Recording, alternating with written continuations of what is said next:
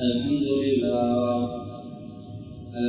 لله نحمده ونستعينه ونستغفره ونعوذ بالله من شرور أنفسنا ومن سيئات أعمالنا من يهده الله فلا مضل له ومن يضلل فلا هادي له وأشهد أن لا إله إلا الله وحده لا شريك له وأشهد أن سيدنا ونبينا ومولانا محمد اللهم صل على محمد وعلى آل محمد كما صليت على إبراهيم وعلى آل إبراهيم وبارك على محمد وعلى آل محمد كما باركت على إبراهيم وعلى آل إبراهيم في العالمين إنك حميد مجيد صلى الله عليه وآله وأزواجه وذرياته وأصحابه وأهل بيته أجمعين وأوصيكم عباد الله وإياي أولا بتقوى الله فإن التقوى رسول أما بعد فيا عباد الله اتقوا الله العظيم قال الله تعالى في كلامه أعوذ بالله من الشيطان الرجيم بسم الله الرحمن الرحيم في جنات يتساءلون عن المجرمين ما سلككم في سقر قالوا لم نك من المصلين ولم نك نطعم المسكين وكنا نخوض مع الخائضين وكنا نكذب بيوم الدين حتى أتانا اليقين صدق الله العظيم. அளவற்ற அருளாளன் நிகரே இல்லாத அன்பாளன் ஏகன் நாயன் அல்லாஹ் ஒருவனுக்கு புகழனைத்தும் அல்ஹம்துலில்லாஹ். அந்த அல்லாஹ்வினுடைய உயரிய பெயரை கூறிய குதுபா பிரசங்கத்தை ஆரம்பிக்கிறேன். சலாத்தும் சலாமும் என் உயிரிலும் மேலான கண்மணி நாயகம் முஹம்மது முஸ்தபா ஸல்லல்லாஹு அலைஹி வஸல்லம் அன்னவர் மீதும் அன்னாரின் அடிச்சுவடுகளை அனுபவம் சகாத தமது வாழ்களை பின்பற்றி வெற்றிகளை கண்டறிவின் சஹாபாக்கள் தாபிஊன்கள் தபஉ தாபிஈன்கள் முஸ்லிமான முஃமினான ஆண்கள் பெண்கள் யாவர் மீதும் அல்லாஹ்வுடைய சாந்தியும் சமாதானமும் என்றென்றும் உண்டாவதாக. அல்லாஹ்வினுடைய கடமையை நிறைவேற்றுவதற்காக அல்லாஹ் விரும்பக்கூடிய இடமாகிய அல்லாஹ்வினுடைய மாளிகையே நேர காலத்தில் வந்திருக்கக்கூடிய அன்பர்களே நண்பர்களே அல்லாஹ்வின் நல்லடியார்களே அல்லாஹ்வை எல்லா சந்தர்ப்பங்களிலும் பயந்து கொள்ளுமாறு பள்ளிக்கு உள்ளே இருக்கின்ற போதும் வெளியிலே இருக்கின்ற போதும் உள்ளூரிலே இருக்கின்ற போதும் வெளியூரில் இருக்கின்ற போதும் தனிமையில் இருக்கின்ற போதும் கூட்டாக இருக்கின்ற போதும் இரவிலும் பகலிலும் இரகசியமாகவும் பரகசியமாகவும் அறிமுகமானவர்களுக்கு மத்தியிலும் அறிமுகம் இல்லாதவர்களுக்கு மத்தியிலும் செழிப்பாக சந்தோஷமாக இருக்கின்ற நிலையிலும் கவலையான சோர்வான நிலைமையிலும் அல்லாஹ் எங்களை பார்த்து கொண்டிருக்கிறான் என்ற சிந்தனையோடு எங்களுடைய ஒவ்வொரு நிமிடத்தையும் நகர்த்துமாறு எனக்கும் உங்களுக்கும் வந்து என்று சொல்லிக் கொள்கிறேன். அன்பான அல்லாஹ்வின் நல்லடியார்களே பேரம் வைத்த சகோதரிகளே வாலிபர்களே வயோதிபர்களே, ஒரு வருடத்தை முடித்துவிட்டு அடுத்த வருடம் நாம் எல்லாம் இருக்கிறோம். ஹிஜ்ரி ஆண்டு நாம் முஹர்ரம் மாதத்தின் முதல் மாதத்தில் இருக்கிறோம். இன்றைய நாள் தாசுவாவுடைய நோன்பை நோக்கவர்களாக நாளைய நாளும் ஆசுராவுடைய நோன்பை நோக்க வேண்டும் என்ற நல்லெண்ணத்தோடு நானும் நீங்களும் புது வருடத்தை அடைந்திருக்கிறோம்.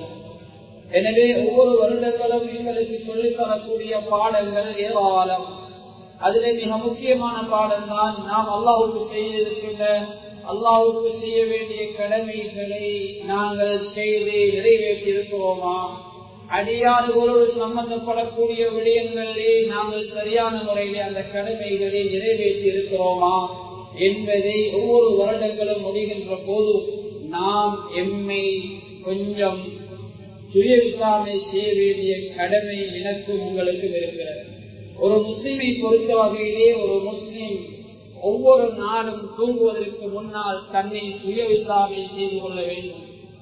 ஒரு நாளைக்கு ஒரு முஸ்லிம் அவருக்கு முடியவில்லையா, ஒரு வாரத்திலே ஒரு நாளாவது தன்னை சுய விசாரணை செய்து கொள்ள வேண்டும். இந்த வாரத்துக்குள்ளே என்னால் நடந்த பாவங்கள் என்ன, என்னால் நடந்த நலவுகள் என்ன, என்னால் எத்தனை பேருடைய மனதை நான் உடைத்திருக்கிறேன், எத்தனை பேருடைய உள்ளத்தில் நான் இந்த கிழமை வாழ்ந்திருக்கிறேன், எத்தனை பேருக்கு நலவு செய்திருக்கிறேன் என்ற அடியார்களோடு சம்பந்தப்படக்கூடிய விடயங்கள். இன்னொன்றிற்கு அல்லாஹோடு சம்பந்தப்படக்கூடிய அல்லாஹுடைய கடமைகளை நான் எத்தனை பாலாக்கி இருக்கிறேன், அல்லாஹுடைய கடமைகளை சரியான முறையை நிறைவேற்றி இருக்கிறேனா, அதுல என்னையாவது குறைபாடு இருக்கிறதா என்பதை வாரத்தில் ஒரு நாள் ஒரு முஃமின் சிந்திக்க வேண்டும். அப்படியே அவன் சுய விசாரணை செய்யவில்லை என்றால் அன்பானவர்கள் 2 வாரம் அல்லது 3 வாரம் அல்லது 4 வாரங்கள் ஆகிறது பின்னால் ஒரு மாதம் ஆகிறது. மாதத்துக்கு ஒரு முறையாவது சுய விசாரணை செய்து கொள்ள வேண்டும். அதற்கு முடியவில்லையா, வருடத்திலே ஒரு தடவையாவது இந்த முஹர்ரம் மாதம் வருவதற்கு முன்னால் ஒரு ஹிஜ்ஜாவுடைய மாதம் கடைசி பகுதிகளை நாங்கள் எங்களை சுய விசாரணை செய்து கொள்ள வேண்டும்.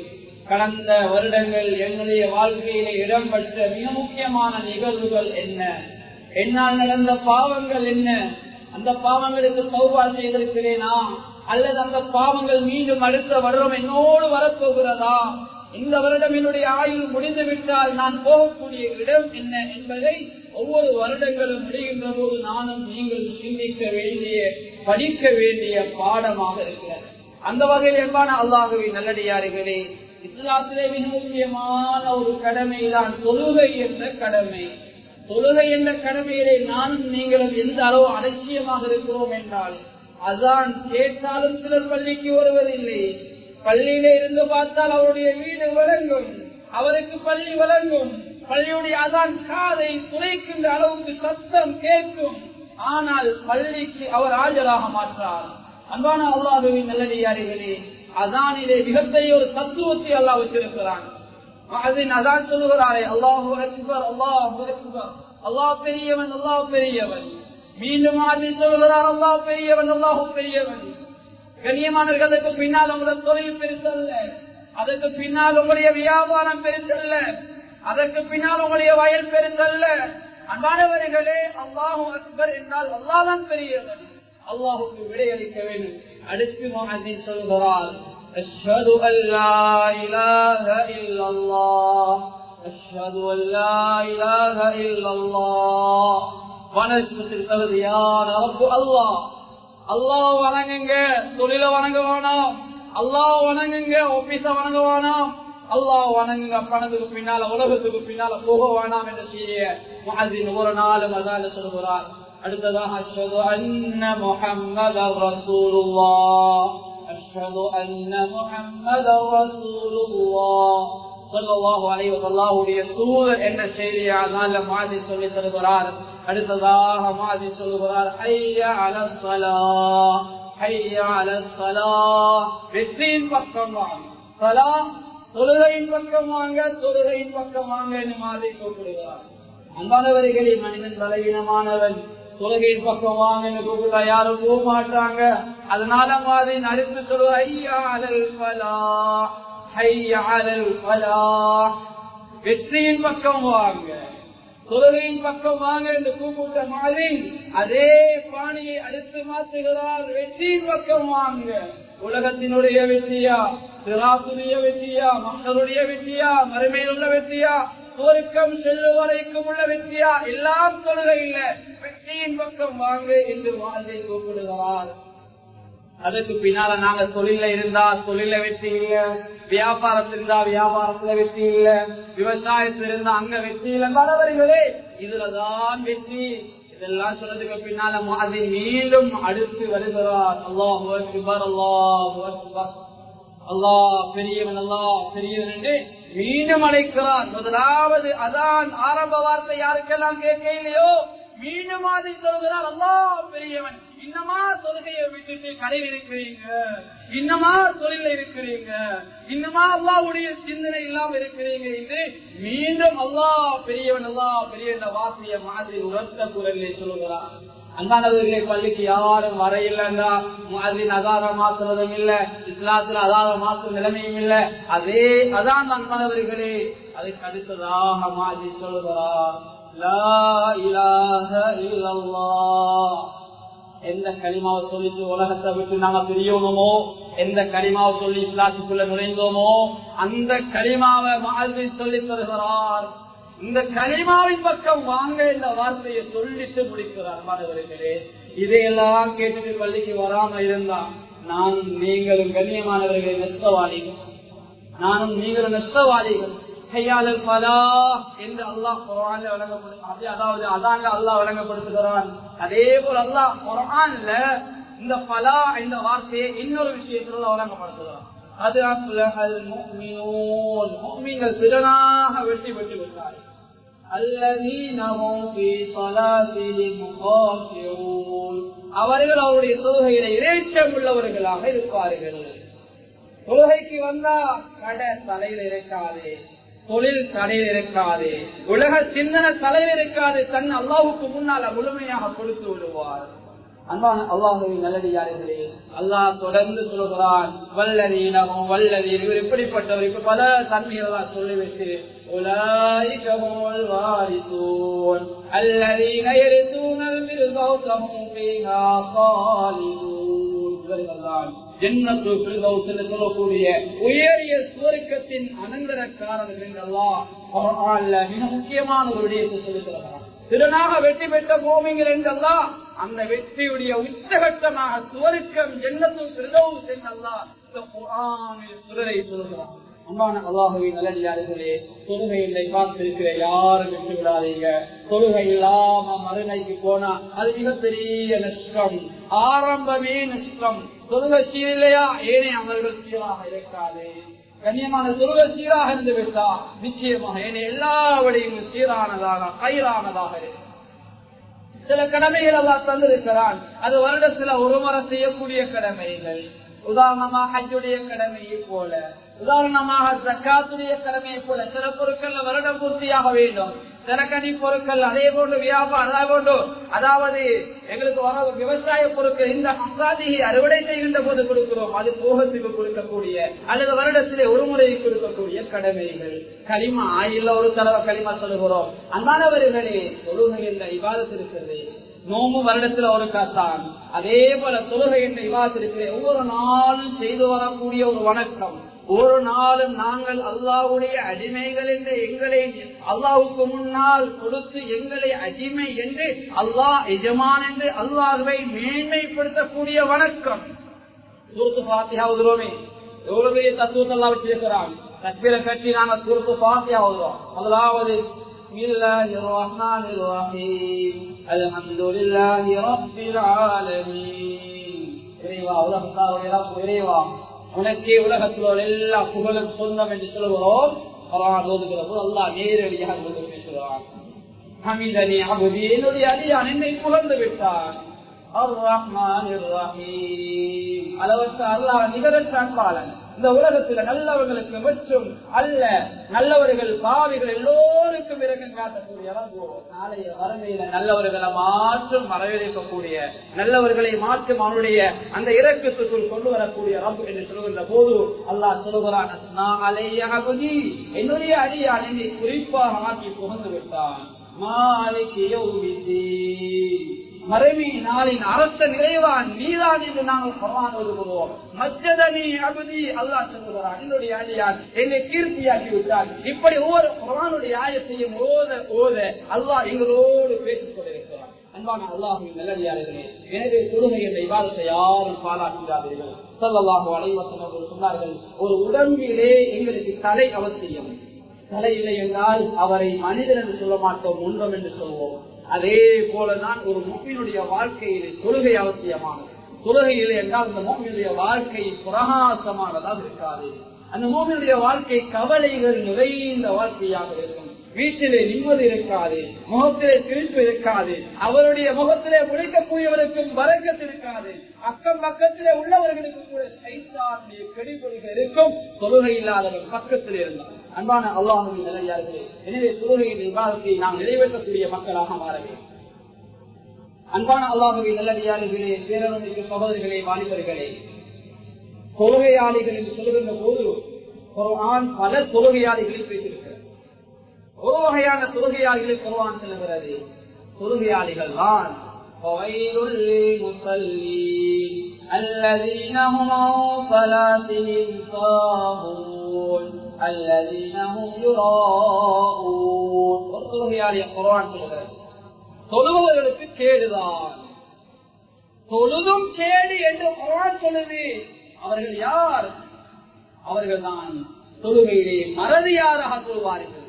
தொழுகைக்கு வந்தா சூரா ஃபாத்திஹா ஓதினேனா இல்லையா, வஜ்ஹ ஓதினேனா இல்லையா, கண்ணியமானவர்கள் எத்தனை ரக்காத் தொழுதேன், அன்பான அல்லாஹ்வின் நல்லடியார்களே, மறதியாராக சொல்வார்கள். ஒவ்வொருக்கு வந்து அசரா தொழுகிறேன் யோசிப்பார். அன்பான அல்லாஹ்வின் மறதியாக சொல்லக்கூடிய தொழுகையாளிகள், தொழுகையை கவனத்தில் எடுக்காதவர்கள், நேரம் ஒதுக்கி சொல்லக்கூடியவர்கள் அல்ல, நேரம் கிடைத்தா போய் சொல்லக்கூடியவர்கள். அன்பான அல்லாஹ்வின் நல்லடியார்களே, அல்லாஹ் நேரம் ஒதுக்கி சொல்லக்கூடிய கடமையாகத்தான் வரலான இபாதாவாக தந்திருக்கிறான். நேரம் கிடைச்சா போய் கை பாத்துக்கு தொழுட்டு வரக்கூடிய இபாதத் அல்ல தொழுகை. என்பானவர்களே, தொடர்ந்து அல்லாஹ் சொல்கிறான், அல்லதீன ஹும் யுராஊன், மற்றவர்களுக்கு காட்டுவதற்காக சொல்லக்கூடியவர்கள், சோம்பேறியாக சொல்லக்கூடியவர்கள், மறதியாக சொல்லக்கூடியவர்கள், மற்றவர்கள் காட்டுவதற்காக சொல்லக்கூடியவர்கள், இவர்கள் தொழுதும் இவர்களுக்கு கேடு என்று சொல்கிறார். சொல்லுகிறார் ஊருக்கு பயந்து, சொல்லுகிறார் நிர்வாகத்துக்கு பயந்து, சொல்லுகிறார் மற்றவர்களுக்கு நான் தொழுகையாளி என்று காட்டுவதற்கு அல்லாஹ் சொல்லுகிறான், வயல் என்ற நரகம், வயல் என்ற கேடு என்று சொல்லுகிறார். இன்னும் ஒரு இடத்துல சொல்கிறான், அதாவது முனாஃபிக்குடைய தொழுகை எல்லாம் பேசுகிறான்.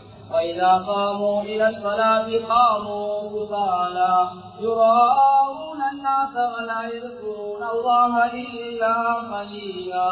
முனாஃபிக்குகள் தொழுகைக்கு வந்தா உற்சாகமாக இருக்க மாட்டார், சோம்பேறியாக அங்கும் இங்கும் அசைஞ்சு தொழுவார்கள், சோம்பேறியாக தொழுகையில வந்து இருப்பார்கள், அங்கும் இங்கும் அசைவார்கள், கட்டக்கெடுப்பார்கள்.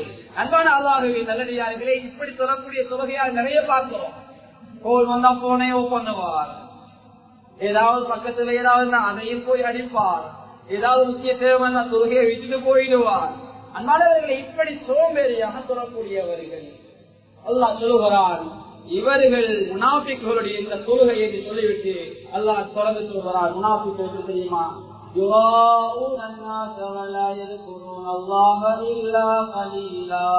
மக்களுக்கு காட்டுவதற்காக அவர்கள் சொல்கிறார்கள்.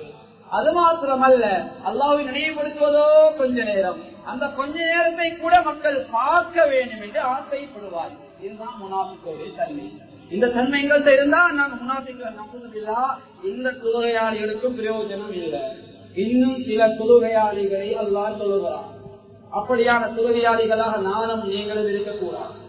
அன்பான அல்லாஹ்வின் நல்லடியார்களே, وَخَلَفَ مِن بَعْدِهِمْ خَلْفٌ أَضَاعُوا الصَّلَاةَ وَاتَّبَعُوا الشَّهَوَاتِ فَسَوْفَ يَلْقَوْنَ غَيًّا.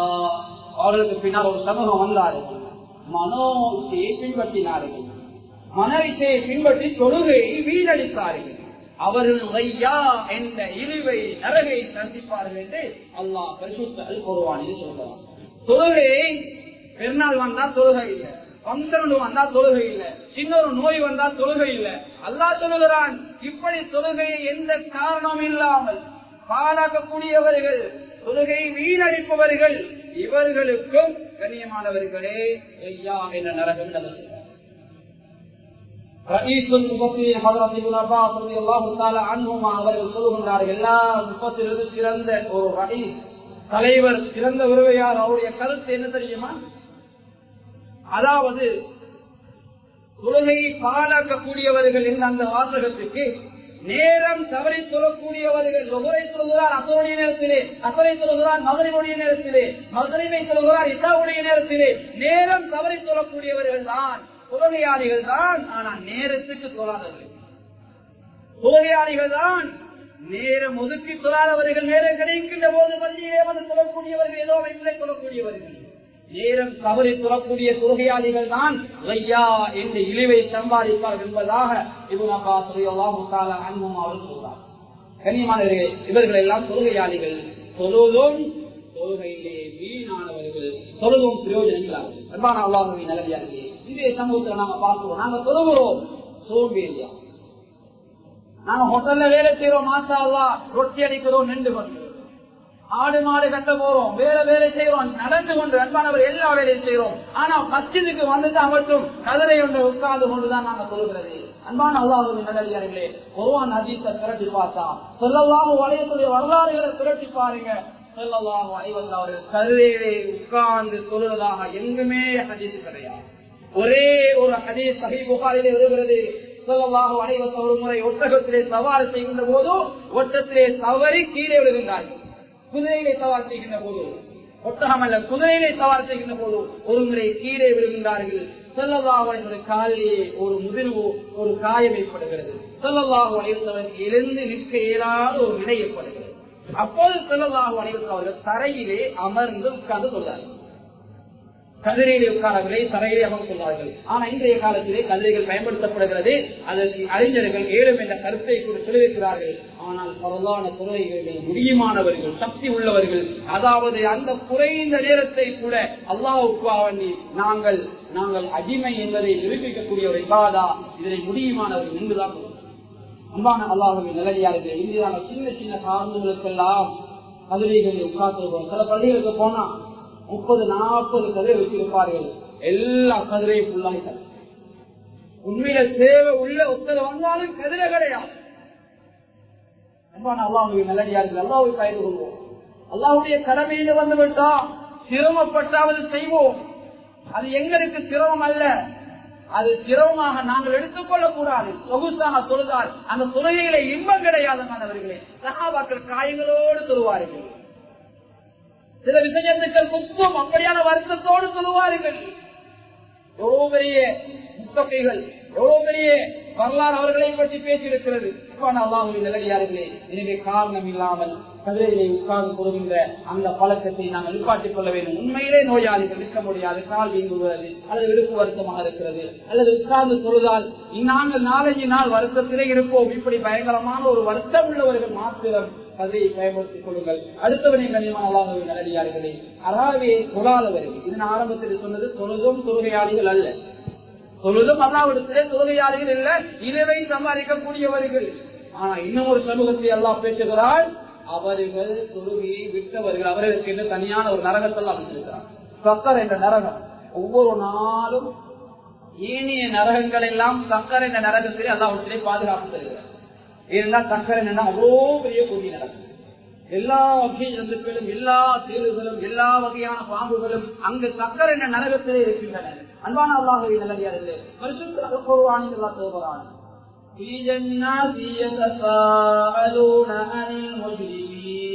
நாளைய வறுமையினால் சுவர்க்கத்தில நல்லவர்களும் சீதேவிகளும் மூதவிகளும் கதைத்துக் கொள்வார்கள். அல்லாஹ் பல உரையாடல்களை குர்ஆனிலே சொல்கிறான். வானவர்களுக்கும் அல்லாஹுக்கும் இடையிலான உரையாடல், அல்லாஹுக்கும் மனிதனுக்கும் இடையிலான உரையாடல், சைத்தானுக்கும் அல்லாஹுக்கும் இடையிலான உரையாடல், இப்படி பல வகையான உரையாடல்கள் எல்லாம் குர்ஆனிலே சொல்லியிருக்கிறார். அப்படியான ஒரு உரையாடல் நல்லவர்களும் கெட்டவர்களும் சீதேவிகளும் மூதேவிகளும் சுவர்க்கவாதிகளும் அதற்கு மாற்றமாக ஒரு நரகத்துக்கு செல்லக்கூடியவர்களும் கதைத்துக் கொள்வார்கள்.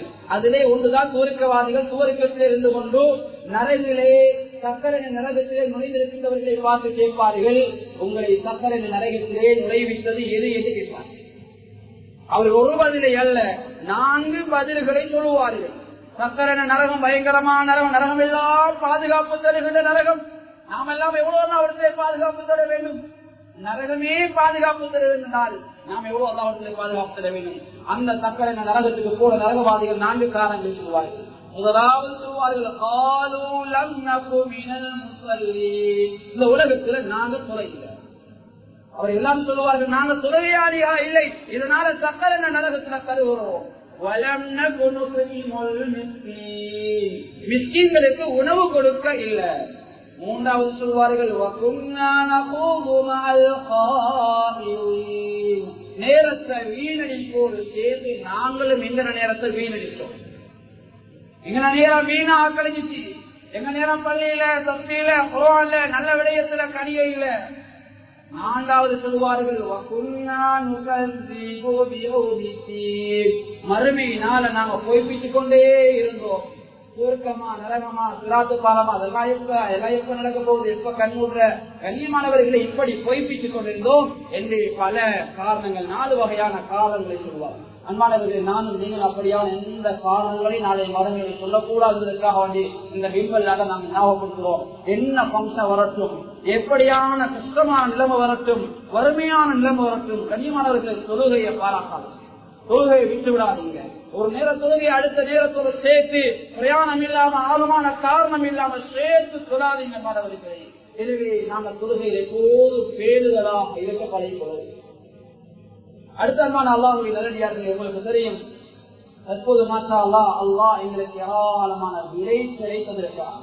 வெள்ளாமைகள் அறுவடை செய்யக்கூடிய ஒரு காலத்திலே நானும் நீங்களும் இருக்கிறோம்.